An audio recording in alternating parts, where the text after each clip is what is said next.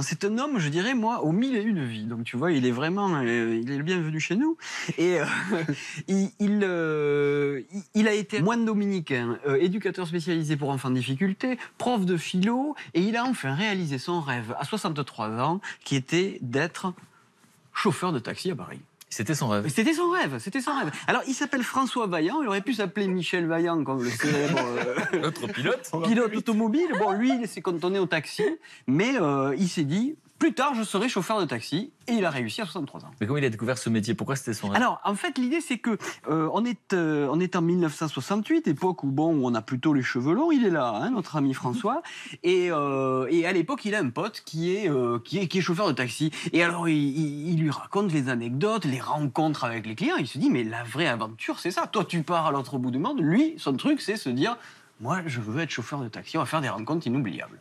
Et donc, il met ça de côté? Mais il met ça de côté parce que du côté familial, c'est pas vraiment ce qu'on lui destinait. On pensait qu'il allait faire des grandes études. Papa était ingénieur, son frère faisait médecine, sa sœur était dans la banque. Donc, contraint, il va faire des études de sciences.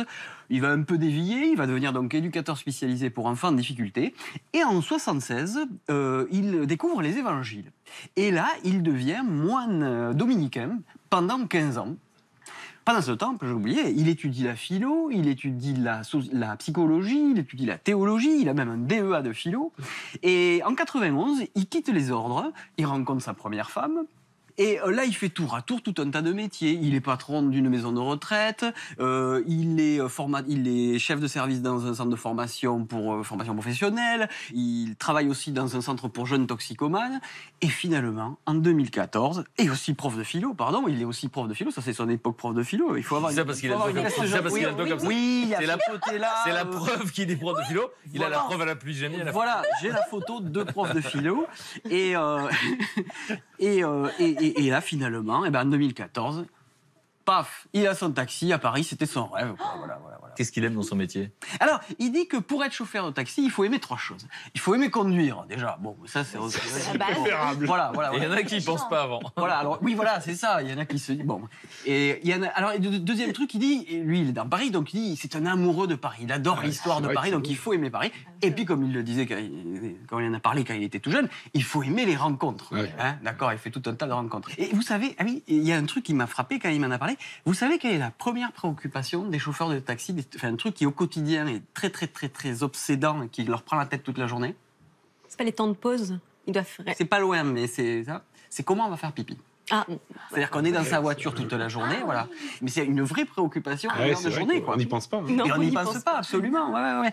Et alors, il y a une vraie solidarité entre chauffeurs. Ils se font des pique-niques entre eux. Bon, c'est un truc, je pense, de jeunes adolescents aussi. Ils se retrouver entre copains et copines. Il y a pas mal de chauffeuses aussi, de taxis maintenant. Mais par exemple, ils ont créé tout un tas de trucs que je trouve très intéressants. Là, on est dans la zone d'attente des taxis. Au fond, là, c'est le terminal 1 de Roissy-Charles de Gaulle.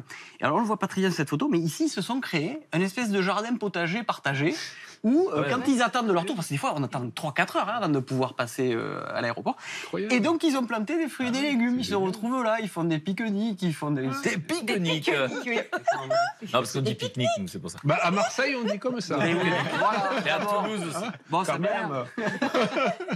Et alors notre ami, il adore. Et alors les rencontres, il fait des rencontres formidables. Et il joue aussi les guides touristiques. Et il déniche des choses dans Paris qui sont très intéressantes et qu'il donne à connaître à ses passagers, qu'ils soient touristes ou pas.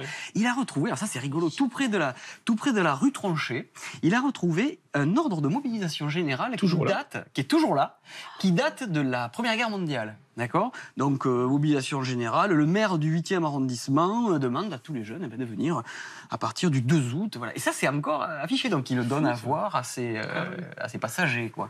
Autre chose très intéressante, par exemple, il ne connaissait pas la rue des Eaux. Il s'est retrouvé rue des Eaux en déposant des clients. Rue des Eaux, c'est dans le 16e arrondissement de Paris. Et là, il a découvert dans la rue des Eaux le musée du vin. Alors, donc, il amène ses clients là. Il a découvert que, justement, il existait des sources d'eau minérale naturelle. J'ai cru des sources de vin. Non. Des sources d'eau minérale naturelles dans Paris, il y en a plusieurs. Ça, alors. Il y a des gens qui viennent avec leur bidon récupérer l'eau naturelle, quoi. Voilà. Et tout un tas de trucs. Alors après, des trucs complètement insolites et foutraques. Là, on est dans le 5e arrondissement. Il y a quelqu'un qui a mis une plaque ici. Ici est né un homme qui n'a fait chier personne. Voilà, et ça, voilà, voilà, c'est marrant, c'est amusant. Et alors, il a fait des rencontres insolites parce que, comme il le dit, il y a toute la comédie humaine qui rentre dans son taxi. Il a rencontré, par exemple, il a disserté sur Tolstoï avec Jean d'Ormesson à l'arrière de son taxi. Il a rencontré Jean-François Bernardini, un des chanteurs de Imuvrini, tu sais, le groupe corse, là, les gens chantent comme ça. Machin. Ils ont disserté sur la non-violence, parce que lui était acteur social dans une vie antérieure, et donc ils ont discuté de ça. Ce type l'invite le soir même à l'Olympia parce qu'il faisait un concert. Génial. C'est génial, quoi. Voilà. Donc des belles rencontres. La morale de l'histoire, c'est quoi pour toi? Eh ben, la morale de l'histoire, c'est que il faut vivre ses rêves. Et lui, c'est ce qu'il a fait. À 63 ans, il le fait. Et il a maintenant 66 ans.